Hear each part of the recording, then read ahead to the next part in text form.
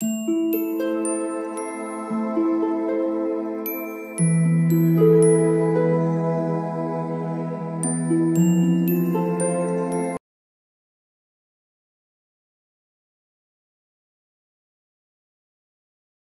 All of you, welcome back to my channel. मैं आज आप लोगों के लिए लेकर आ चुकी हूँ एक कलेक्टिव रीडिंग जिसका टॉपिक रहने वाला है मैसेजेस और guidance for your current situation. आपके जीवन में जो भी वर्तमान परिस्थिति है, जिस भी परिस्थिति में आप हैं करेंटली, जब भी आप ये वीडियो देख रहे हैं, तो उस परिस्थिति में डिवाइन आपको क्या गाइड करेंगे, स्पिरिट्स आपको क्या गाइड करेंगे, आपके गार्जियन एंजल्स आपको क्या गाइड करेंगे, आपके एंसेस्टर्स यानी आपके पितृ, आपके पूर्वज आपको क्या गाइड करेंगे, हम यहाँ पर देखने की कोशिश करेंगे। ये रीडिंग जनरल है, कलेक्टिव है, तो सभी के लिए मैसेजेस आएंगे। तो हो सकता है कुछ मैसेजेस आपके लिए रिलेटेबल हों, आपकी सिचुएशन से रेजोनेट करें, और कुछ ऐसे भी संभावना है कि कुछ ऐसे भी हो सकते हैं जो आपके साथ मैच ना करें। तो ऐसा नहीं है कि रीडिंग गलत है या झूठ है या फेक है एंड ऑल दैट। ये एक जनरल रीडिंग है, कलेक्टिव रीडिंग है, तो जितना आपके साथ रेजोनेट करता है उतना ही एक्सेप्ट कीजिएगा। और अगर ये पूरी रीडिंग में कोई मैसेज आपकी लाइफ के साथ मैच नहीं कर रहा है तो शायद ये रीडिंग आपकी नहीं है। ओके, तो ओपन माइंडेड होकर सुनिएगा। ऑफ कोर्स ये रीडिंग टाइमलेस है, क्योंकि जब भी जो मैसेज आपको मिलना होता है, जब भी कोई गाइडेंस आपको मिलनी होती है, वो तभी मिलती है। तो आप जब भी इस वीडियो तक पहुंचे हैं, ये वीडियो आपके लिए तभी रेलेवेंट है। ओके, तभी आपके साथ मैच करेगा। तो चलिए रीडिंग स्टार्ट करते हैं without wasting any time. Here we have the first card. चलिए पहले मैं और कार्ड्स ले लेती हूँ। I need one more card.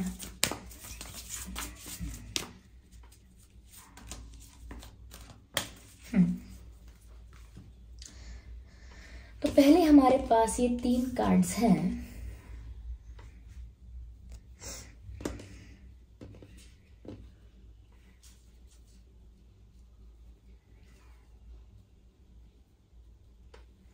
Okay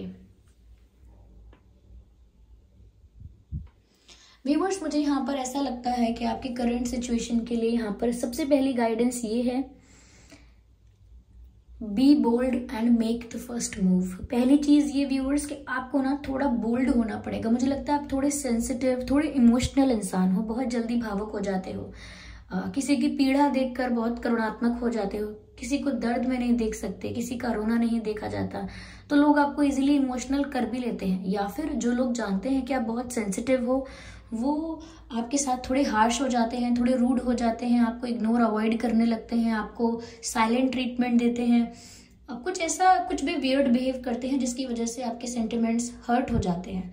okay, तो बहुत सारी चीज़ें आपकी लाइफ में इसीलिए खराब हो रही हैं, या अनस्टेबिलिटी इसीलिए आ रही है, ये मिसमैनेजमेंट इसीलिए हो रहा है इतना, क्योंकि आप ना बहुत बोल्डली डील नहीं कर रहे हो सिचुएशन को, लाइक बहुत कॉन्फिडेंस के साथ, बहुत स्ट्रेंथ के साथ, पावर के साथ सिचुएशन को डील नहीं कर रहे हो।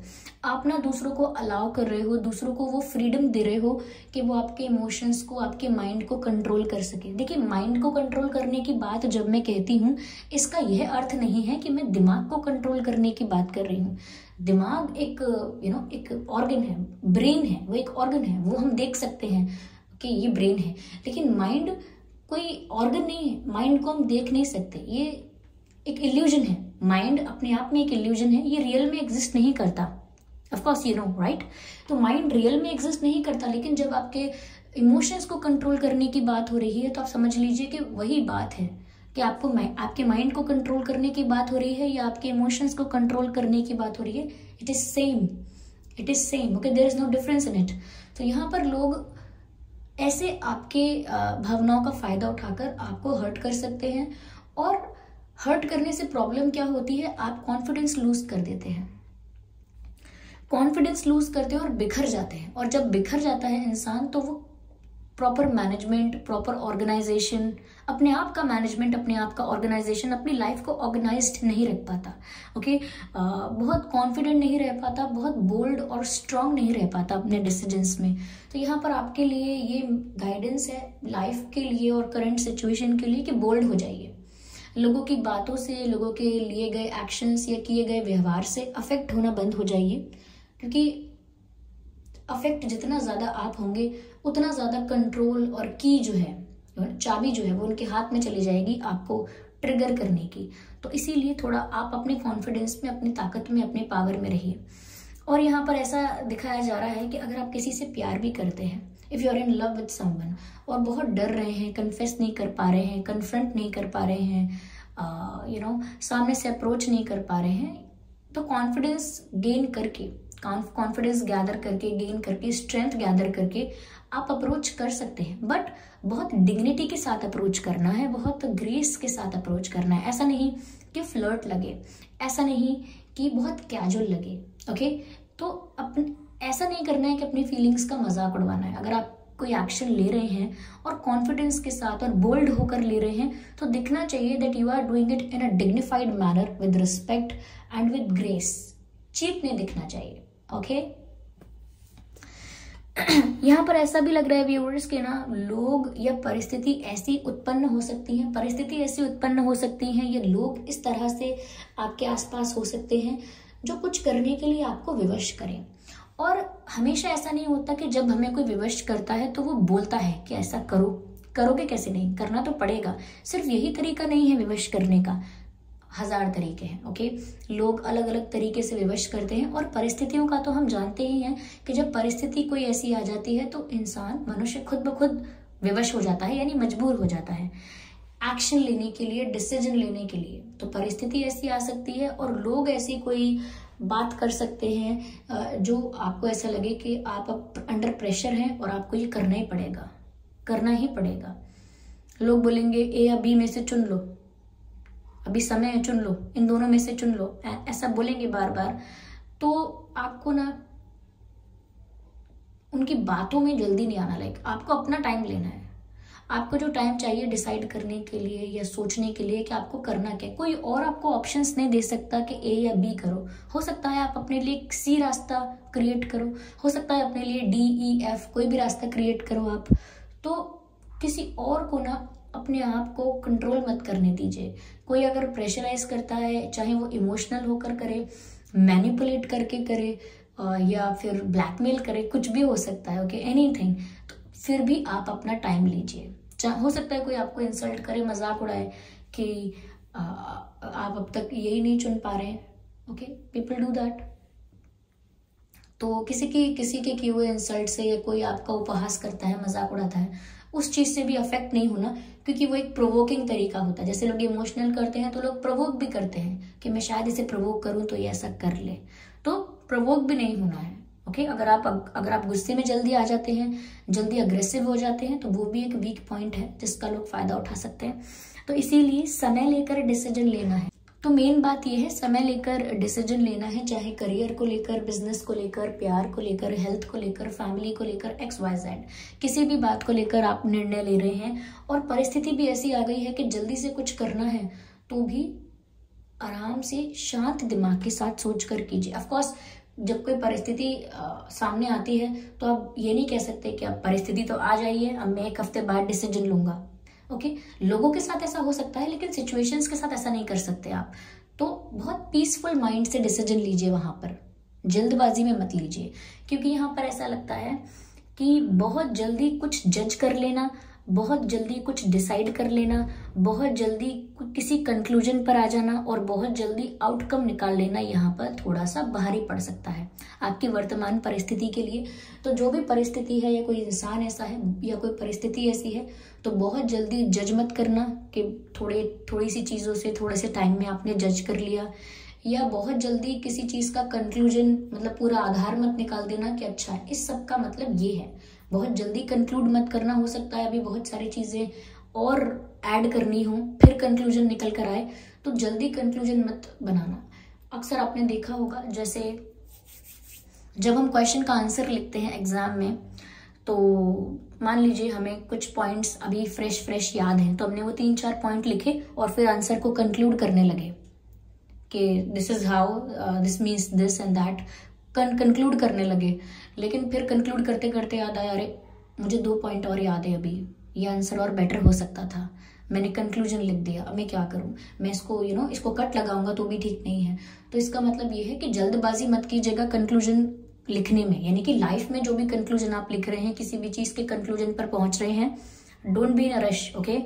और जैसा कि मैंने कहा, कंक्लूजन, जजमेंट, किसी की इमेज जल्दी क्रिएट मत कीजिए कि जल्दी से डिसाइड कर लिया ये धोखेबाज है, जल्दी से डिसाइड कर लिया ये फनी है, जल्दी से डिसाइड कर लिया कि ये इनोसेंट है, बहुत जल्दी जजमेंट मत पास कीजिए।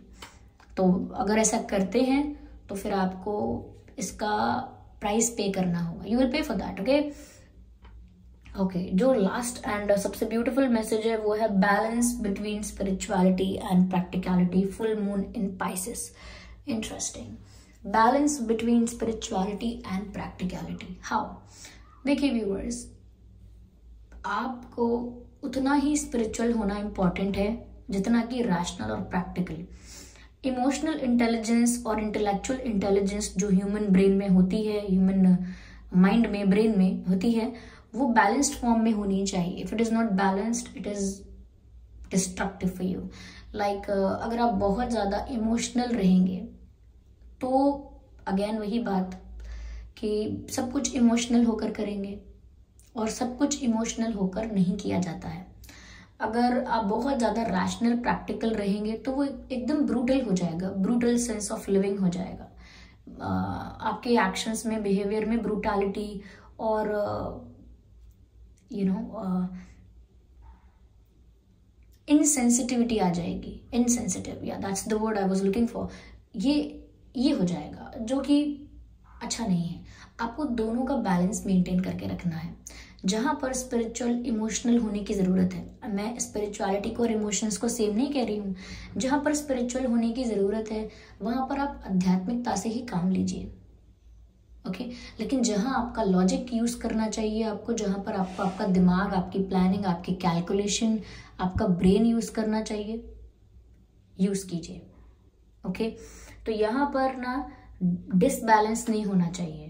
हो सकता है करेंटली आपकी लाइफ में कुछ ऐसा चल रहा है जहां पर आप प्रैक्टिकल इतने ज्यादा होने लगे हैं कि स्पिरिचुअलिटी की जगह ही नहीं है लाइफ में, और या तो फिर इतने ज्यादा स्पिरिचुअल हो गए हैं कि अब लॉजिकल डिसीजन लेना बंद कर दिया है।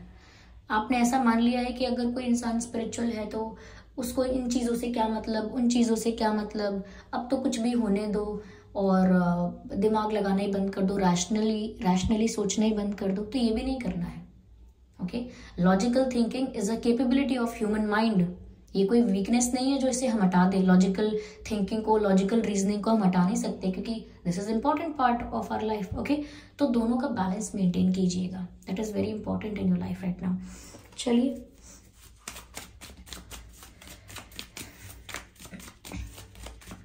एक मैसेज हम इस कार्ड से इस डेक से लेते हैं। I need one card.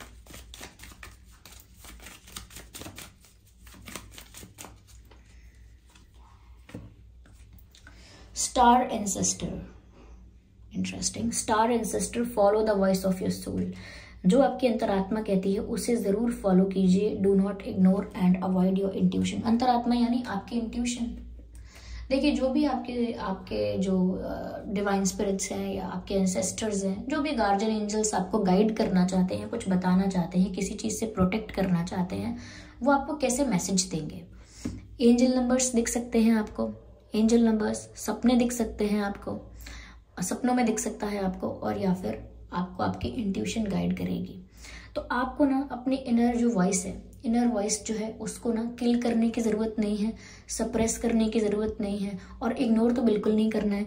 आपको ध्यान देना है कि आपकी इंट्यूशन क्या गाइड कर रही है।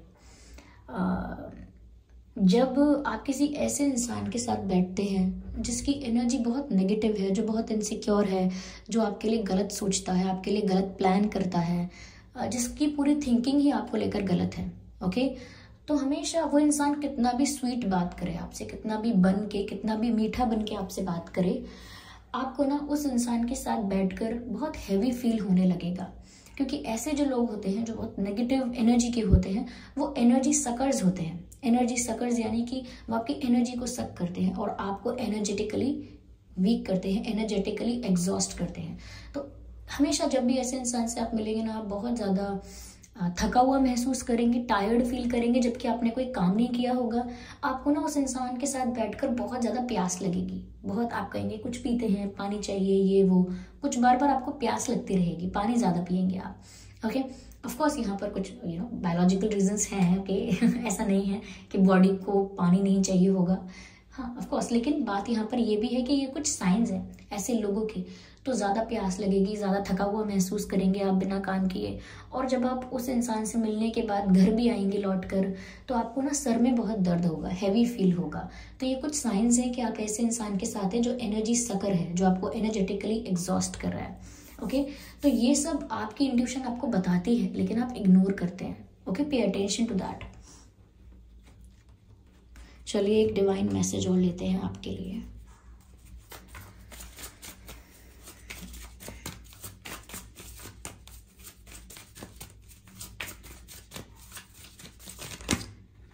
ओके,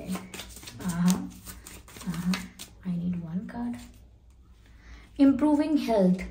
तो व्यूअर्स, ये मैसेज इसलिए भी हो सकता है कि आप शायद अपनी हेल्थ को बहुत निग्लेक्ट कर रहे हैं बाकी चीज़ों में, तो आपको अपनी हेल्थ पर भी इक्वली ध्यान देना चाहिए। यह हो सकता है किसी की हेल्थ आपके परिवार में ठीक नहीं थी, आपकी हेल्थ खुद की ठीक नहीं थी, तो अब उनकी हेल्थ, आपकी फैमिली में जो भी आपके डियर नियर वंस हैं, उनकी हेल्थ भी इम्प्रूव हो सकती है, आपकी हेल्थ भी इम्प्रूव होती हुई दिख रही है, और साथ ही साथ आपको अपनी हेल्थ पर ज़्यादा फोकस करना भी चाहिए अगर आप नहीं कर रहे हैं तो। ओके, तो ये कुछ मैसेजेस थे आपकी करंट सिचुएशन के लिए। ओके, आई होप ये रीडिंग आपके लिए हेल्पफुल रही है। इस रीडिंग ने आपको थोड़ा बहुत गाइड किया है, हेल्प किया है।